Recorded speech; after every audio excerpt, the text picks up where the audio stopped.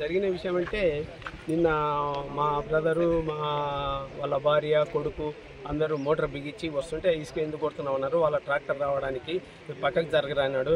నువ్వు పక్కకు జరగమంటున్నావు, మేము ఇసుకపోతాం, నువ్వు నీళ్లు కొట్టుకుంటా లేవా అని ఆయన మీద దాడి చేసిండ్రు. దెబ్బలు తగిలినాయి, బాగా కట్టలకు తగిలినాయి, రక్తంతో వచ్చిండు, రక్త బట్టలు అయిపోయినవి అని మాకు వచ్చి చెప్తే మేమేం చేసినాము, అరే ఒక కాంగ్రెస్ కార్యకర్తను కొడితే ఏంది ఇది కథ, ఈ మదన్మోహన్ రావు కూడా రాజకీయ నాయకుడే కదా, ఈ ఊరి నాయకుడు కాంగ్రెస్ నాయకుడు, మనం దాంట్లోనే ఉన్నాం కదా, ఈయన ఎందుకు ఇట్లా చేస్తున్నాడు ఏం కథ అనే ఉద్దేశంతో పోయి అడిగినాం. అడిగితే మీరు ఏమన్నారో ఏం కథ అని కొట్టిండ్రు. సార్ మేమంటే ఆయనను పిలుచు, దెబ్బలు ఎవరికి ఉన్నాయి తెలుస్తుంది అంటే మీరు నీళ్ళు కొట్టుకుంటున్నారు, వాళ్ళు ఇసుక కొట్టుకుంటారు, ఏమన్నా చేసుకోకండి అంటున్నాడు ఆయన అతను.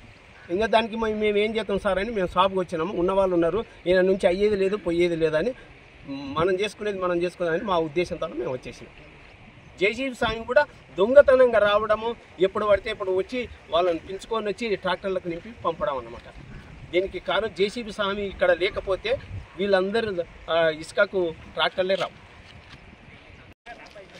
కొట్టనీకి వస్తే నేనే వచ్చి కొట్టుకోరంటే సైలెంట్ అయిపోయింది. ఇక్కడ ఇంజూర్ అయింది.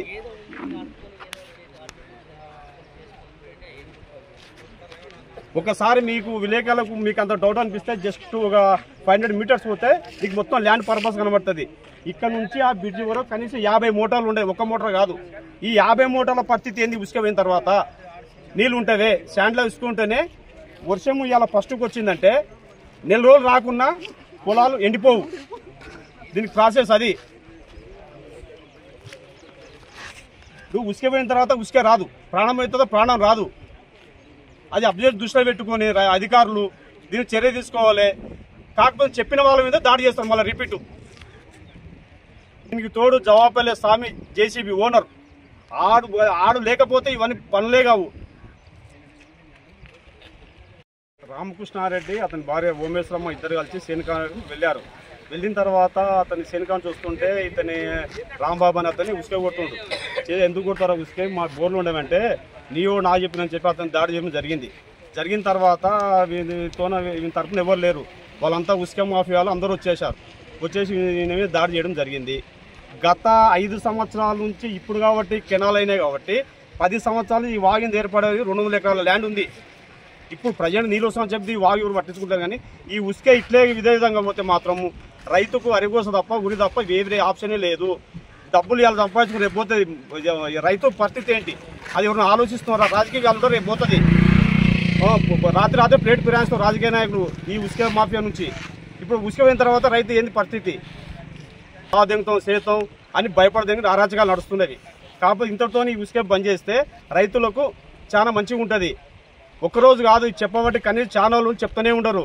ఎవరు చెప్పాలన్నా భయపడుతున్నారు. ఎందుకు భయపడుతున్నారంటే మా ఇంటిని ఎవరు దాడి చేస్తారో, వచ్చి 50 కేజీలు ఇరికిస్తారేమో, 50 పోలీసులు చెప్తామని చెప్పి ఒకటి. ప్రభాకర్ రెడ్డి కింద ఈ వాగుల కింద నాకు సేద్యం ఉంది, వ్యవసాయదారిని. నేను ఈ నీళ్ళు వాడుకుంటుంటా. ఈ నీళ్ళు వాడుకుంటా కానీ నీళ్ళ కొరకే వాడుకోకుండా ఇసుక కొట్టేవాటి ఆదేశం చేస్తే మమ్మల్ని దాడి చేస్తున్నారు. రోజుగా దాడులకు పాల్పడుతున్నారు. ఇసుక కొట్టే ట్రాక్టర్ ఓనర్లు వాళ్ళైనా చర్య తీసుకోవాలని మేము ప్రాధాన్యపడతాం. మేము ఉసుకకు రావద్దని చెప్పి జేసీబీ పెట్టి అక్కడ తీసిన తర్వాత మళ్ళీ వాళ్ళు జవాపల్లె స్వామి బండి తీసుకొచ్చి మళ్ళీ పూడ్చి మళ్ళీ అక్రమంగా ఉసుక కొడుతుంటే నేను వద్దన్నందుకు నన్ను కొట్టిండ్రు.